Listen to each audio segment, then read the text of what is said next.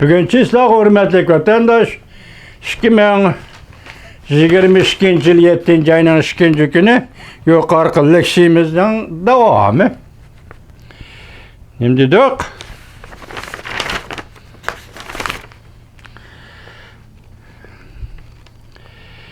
Müstakillik kitapnaması. Amerika Qo'shma Shtatlarining Müstakillik kitapnaması mundaq yozilgan. Biz mundaq hesaplaymiz. Tuvandagi pokda muqaddaslar balki inkar qilg'ili bo'lmaydi. İnsanlar tug'ilish bilan barobar balki o'zi xo'jayindir. Odamlar barobardir. Belki Allah tarafidan boshqalar o'tinib bergili bo'lmaydigan huquqlarga erishgandir. Cümleden turmuş ve hayatını davamlaştırış, erkinlik ve baxtga izdinish, huquqiy qatorliqlar. Bu maqsadlarga yetish uchun odamlar o'rtasida hukumat qurilgan ham fuqarolarning qo'shilishi orqali adliya tarmoqlari qurilgan. Har qanday shaklli hukumat agar bu nishonga buzg'unchilik qiladi ekan, unda fuqarolar bu hukumatni o'zgartib qurishga va bekor qilishga huquqli.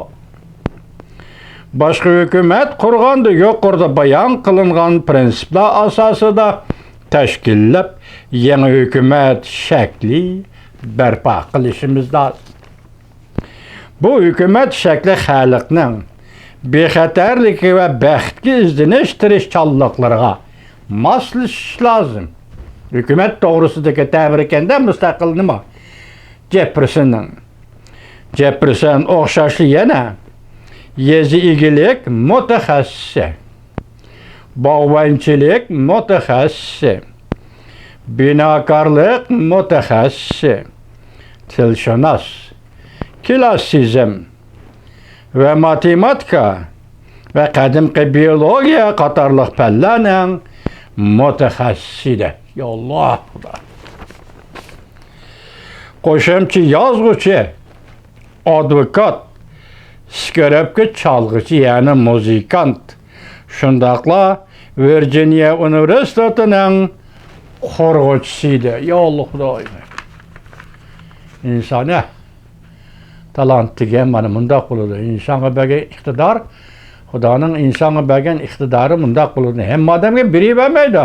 Xudo bunda seha emas vatandosh. Bunda qudratni, bunda kuchni, bunda iqtidorni ayrim odamlarga berdi insoniyat tarixida. Ve qadimgi biologiya qatorliq fanlarning mutaxassisidir. Qo'shimcha yozuvchi, advokat, skorobka chalg'uchi, muzikant, shundaqla Virginia universitetining qurg'uvchisidir. Nurg'un kishilar Jefferson Amerika prezidentlari ichida eng ziyrak, eng farosatli prezident edi deyishidi.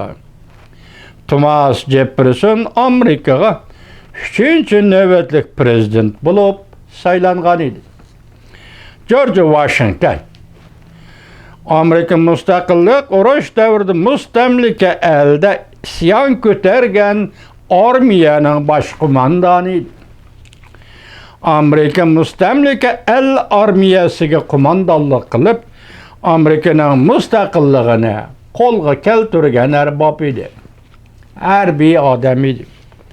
Urushdan keyin George Washington xizmatdoshlarining harbiy hokimiyat qurish takliflarini rad qilib, 1783-yili yezi qora joylariga qaytib kelib, odatga turmushni kechirgan. 1787-yili Washingtonda asosiy qonun tuzish xizmatiga riyosatchilik qilib, George Washington hozirgi Amerika Qo'shma Shtatlarining asosiy qonunini tuzgan edi. 1789-yili George Washington 1797-yilgacha 2 navbatlik prezidentlik vazifasini o'tagan. George Washington Amerika tarixida to'liq bilet tashlash bilan saylangan prezident edi. George Washington 2 muddat vazifa o'tash jarayonida tuzib chiqqan nurg'un siyosatlar an'anaga aylanib bugungacha davomlashib keldi. 2 navbatlik prezidentlik vazifasi oxirlashgandan keyin huquqdan voz kechib qayta saylanishni ma'qul ko'rmadi. George Washington'ның eng büyük töhfellerinden biri Amerika'da prezidentlik tüzümü tikligelligidir. Amerika'da adette George Washington devlet atışı dep atıldı. 2 nefer, belki 3 nefer Amerika'nın müstakillik davridagi dastlabki bosqichga birinchi qatimliq va ikkinchi qatimliq prezidentlar deyli. Bular Amerika'da müstakillik kitobnomasi yozuvchi Thomas Jefferson, harbiy ishlarni ado qilguvchi George Washington, Amerikani qurishning, Amerika davlatini qurib chiqishning, Amerikaga mustaqillik olib kelishning shu vaqt, shu zamondagi peshvolaridir. Bugun bularni xotirlaydi Amerika xalqi. Biz ham shu qatorda xotirlaymiz, hurmatli vatandoshlar. Bugun Amerika bizning ikkinchi vatanimiz yoki bizning hozirgi yashayotgan vatanimiz. Xotirlaymiz. 7-oyning 4-kuni Amerika Qo'shma Shtatlarining davlat bayrami, mustaqil bo'lgan kunni xotirlash bayrami qutlaq bo'lsin Amerika. Muborak bo'lsin mustaqilliging uchun bu davlatning. Amerika Qo'shma Shtatlarining mustaqillik kunidir bu. Mustaqillik sana abadiy mansub bo'lsin Amerika. Biz endi bütün Uyg'urlar ümidimizni Amerikadan iborat shu qudratli davlatga bog'lab turibmiz. Oldimizda çünkü Kompartiyasining 20-qurultayi. Bu qurultaygacha nima ish yuz berdi?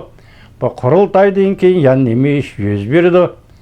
Biz buni bilmaymiz, ya mo'lcharlayolmaymiz.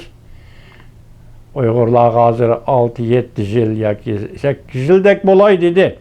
Nazarband, jazo lageri, genosid, soykırım ustida Uyg'urlar yashayotdi vatandoshlar.